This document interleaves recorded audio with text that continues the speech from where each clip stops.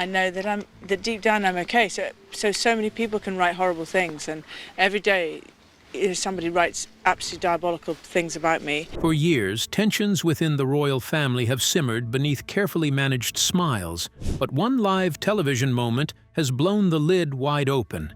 Sarah Ferguson stunned viewers by revealing a secret involving Meghan and Prince Andrew that was never meant to reach the public. The reaction was immediate and explosive, sending shockwaves across the UK and beyond.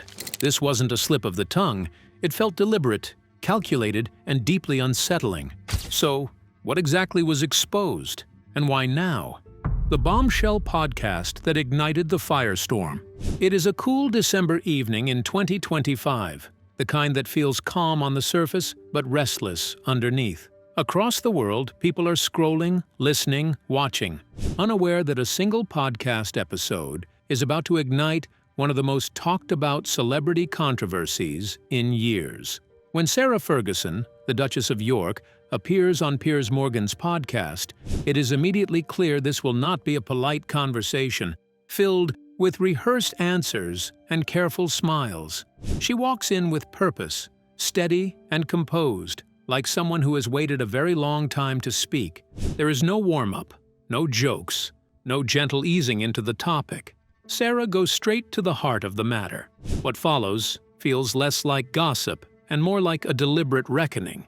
She claims she has carried certain truths for years, truths involving Meghan Markle and her former husband, Prince Andrew, and that she has finally decided the silence must end. The room seems to tighten as she speaks, and listeners sense that this is not a casual airing of grievances. It is strategic, measured, and meant to land hard. What makes the moment so gripping is that Sarah does not present herself as someone venting out of anger. Instead, she positions herself as someone prepared. She hints at evidence she says exists: photographs, written records, and individuals who, according to her, are ready to back up her version of events. With that, the conversation shifts.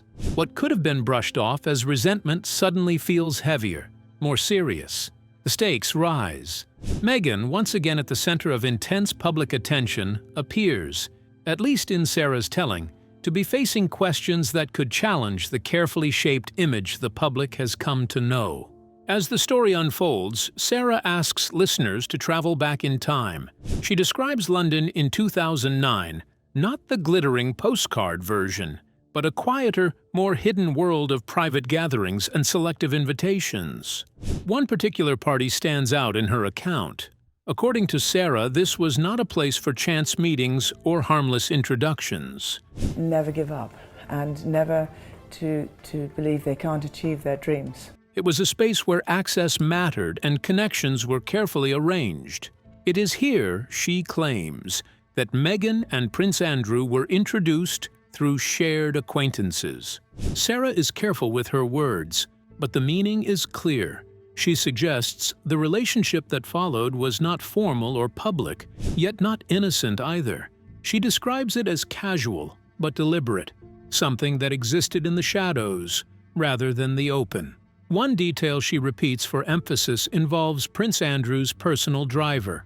According to Sarah, Meghan allegedly requested this driver multiple times for discreet travel. To Sarah, this was unusual. She points out that most guests would simply arrange their own transportation. This, she says, was different and intentional. The conversation grows heavier as Sarah broadens the picture. She speaks of exclusive parties, of young women being quietly transported, and of a social circle that blurred lines between power, privilege, and secrecy.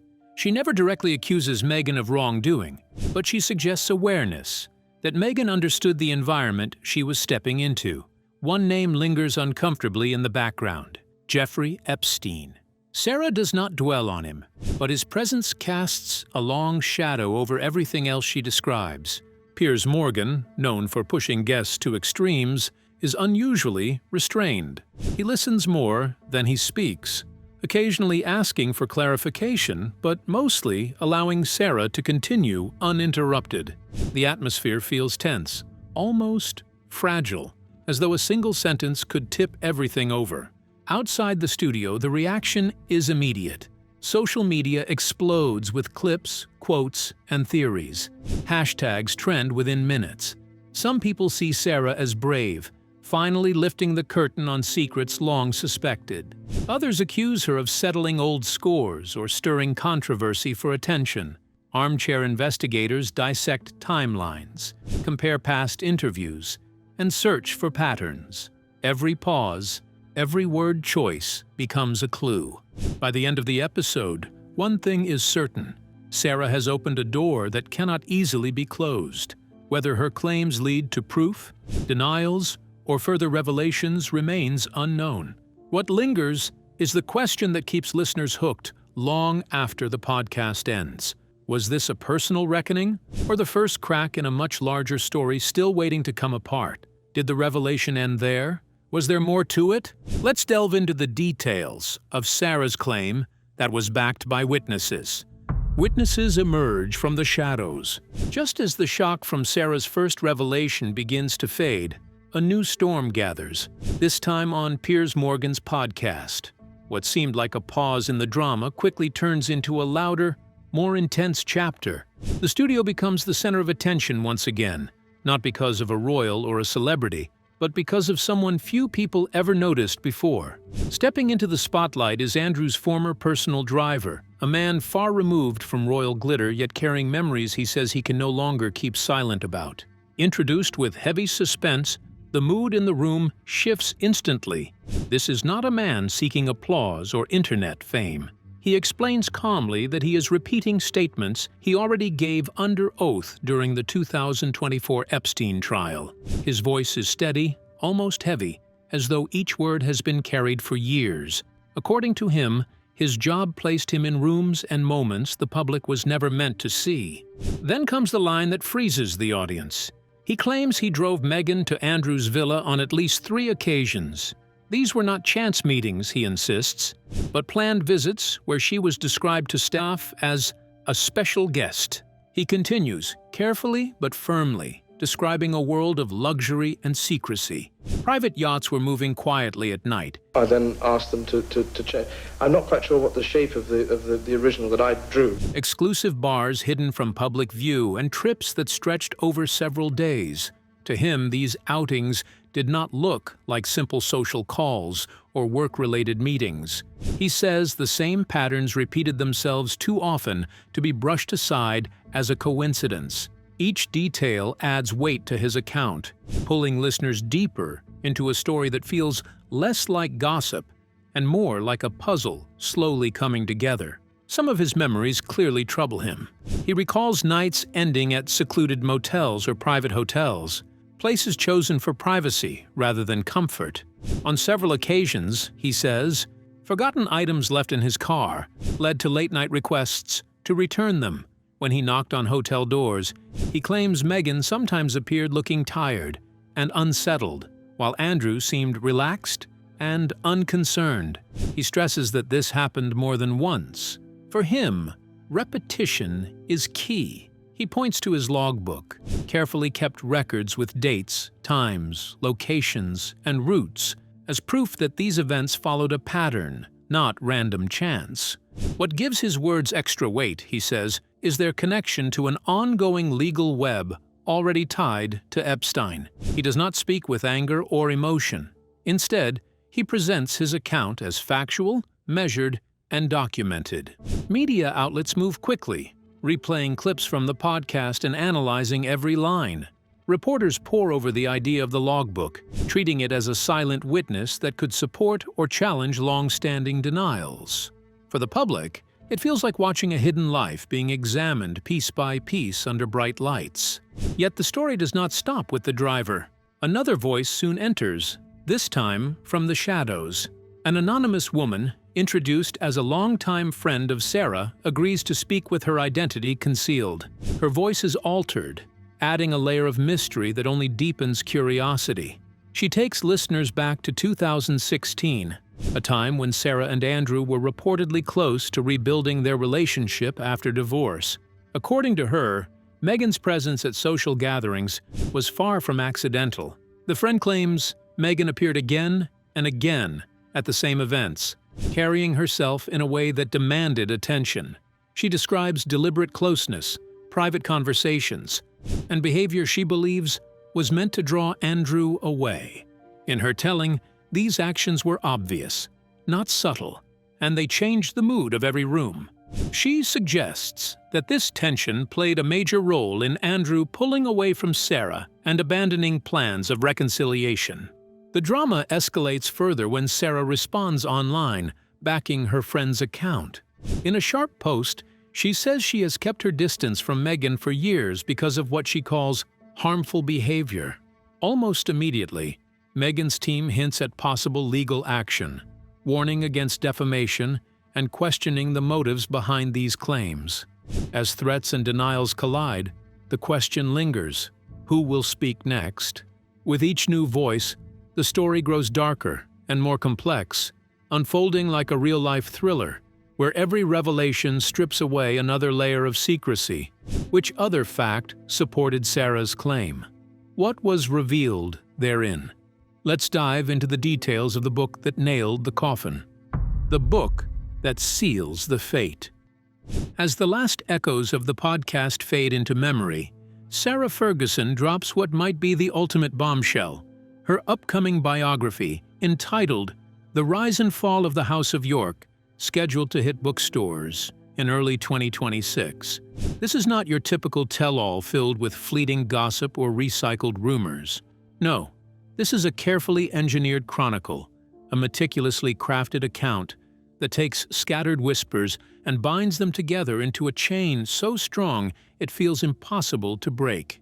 Inspired, critics say, by the shadows of the Epstein saga, Ferguson's work is designed to dig deep, to pull apart the tangled web of half-truths and present them as a coherent, undeniable story. From the very first pages, Sarah positions herself not as a victim, nursing old wounds, but as a seeker of truth, determined to set the record straight. Every chapter feels like a declaration.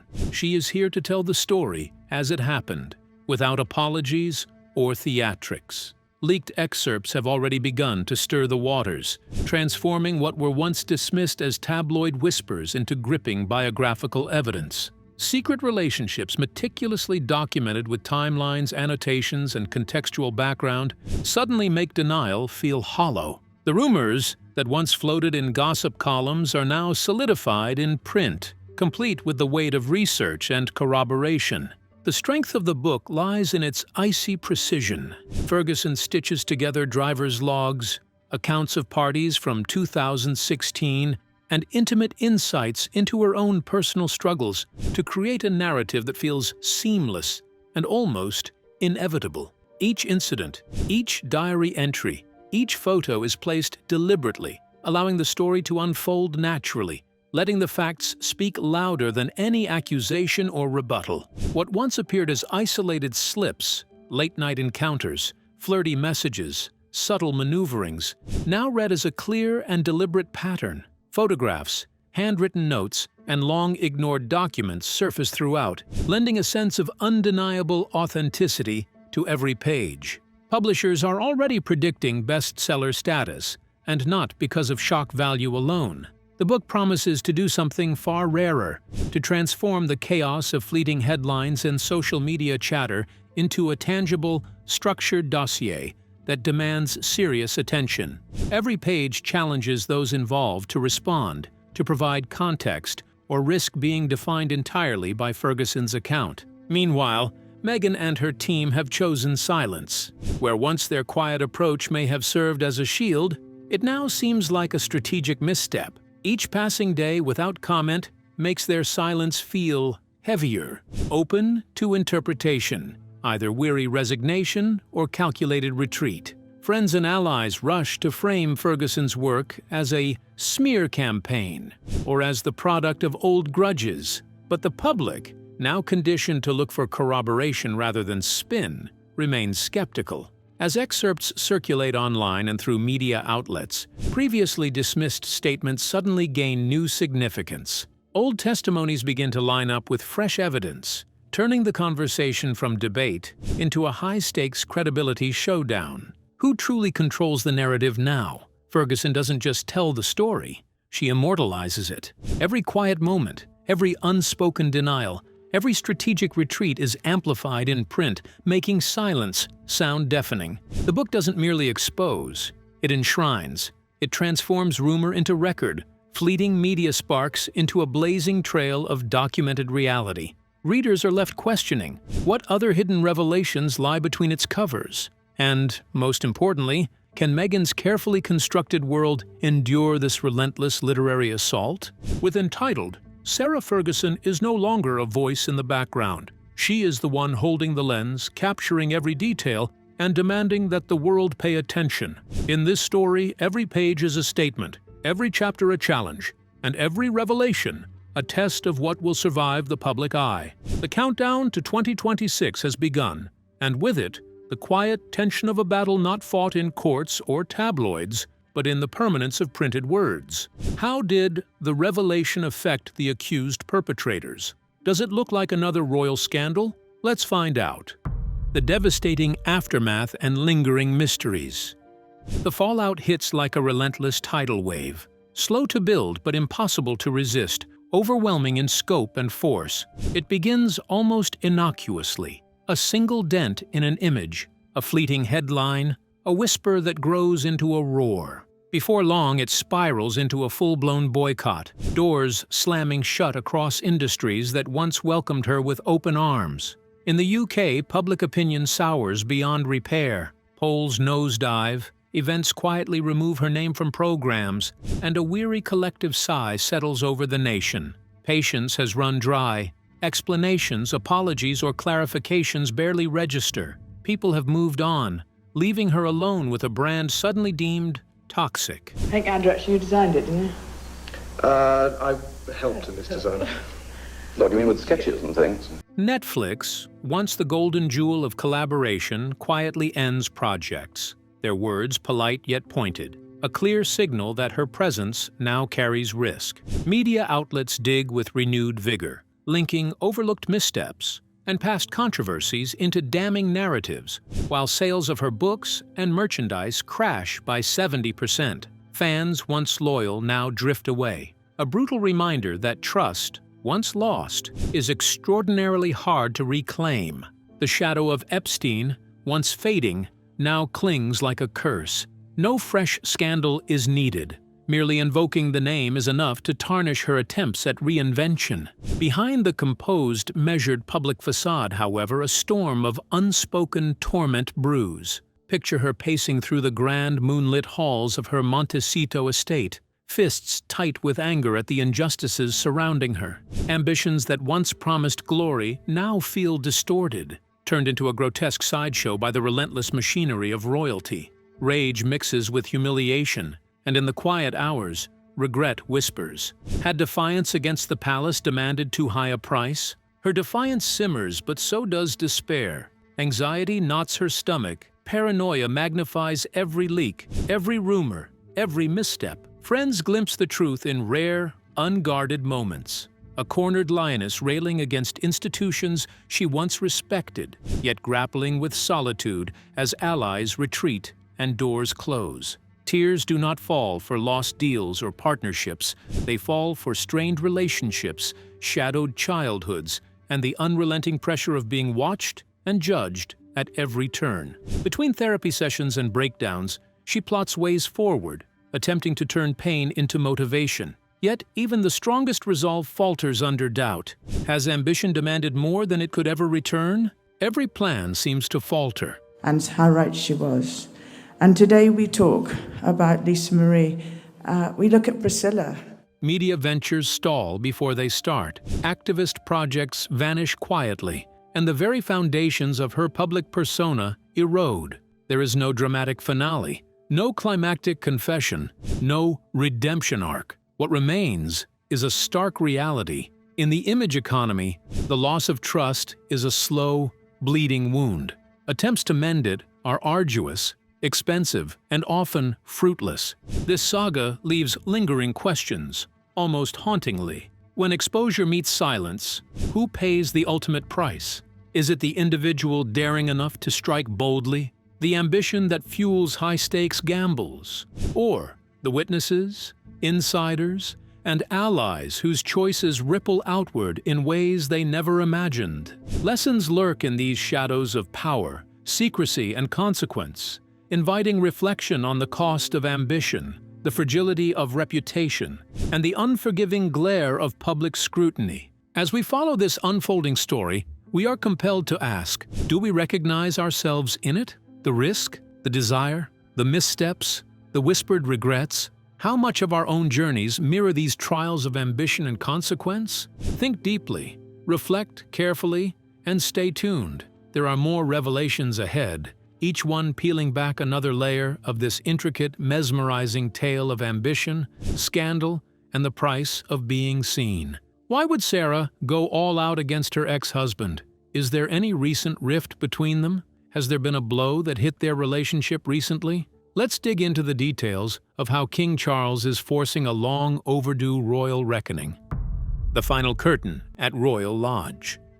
More than 3 decades after their fairy tale wedding captured the world's attention, Sarah Ferguson and Prince Andrew find themselves once again at the center of royal drama. Only this time, there are no smiling balcony waves or hopeful beginnings. Their marriage officially ended just 10 years after it began, yet their lives remained intertwined long after the divorce papers were signed. Together, they are parents to 2 daughters, Princess Beatrice and Princess Eugenie, and for years they maintained an unusual arrangement that kept them under the same roof despite no longer being husband and wife. Against all expectations, Sarah and Andrew continued living together at Royal Lodge, a grand property that symbolized privilege and persistence. I'm the generational bridge because I'm still very young, in case you hadn't realized. Yeah, exactly. To many observers, it felt as though time had frozen for the former couple. While other royal relationships moved forward or faded away,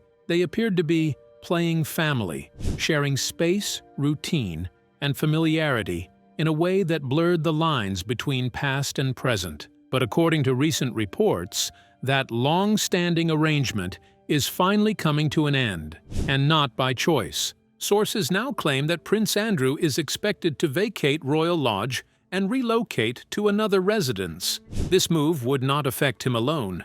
Sarah Ferguson, long settled into life at the lodge, would also be required to find a new place to call home.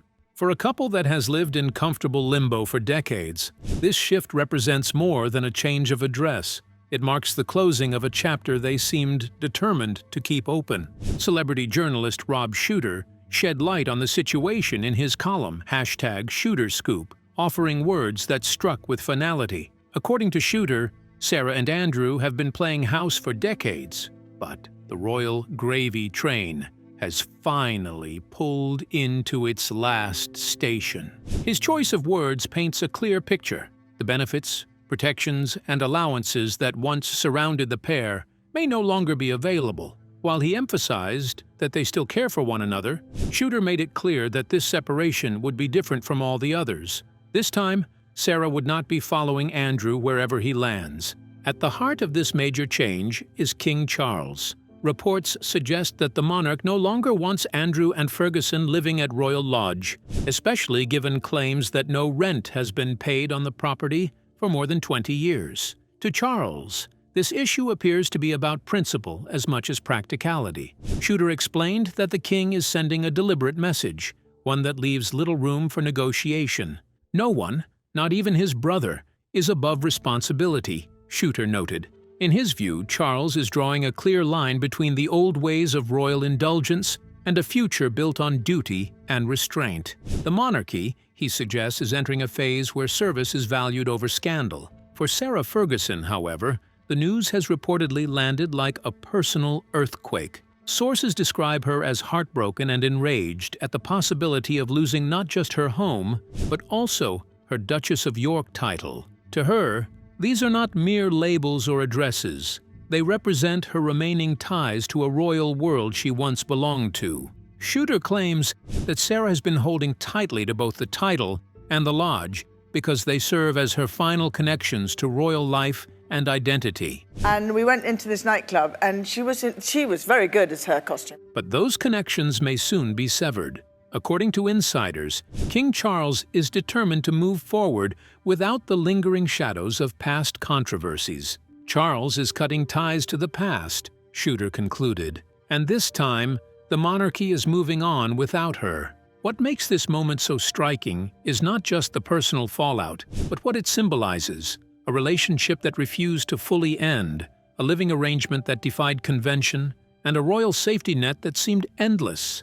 All are now facing their limit. As the doors of Royal Lodge threaten to close on Sarah Ferguson and Prince Andrew, the message is unmistakable. The era of exceptions is over, and the crown is turning its gaze toward the future at last. So, what do you think about Sarah Ferguson's revelations? Could it be her revenge? We would love to hear your thoughts in the comments below. Don't forget to like and subscribe.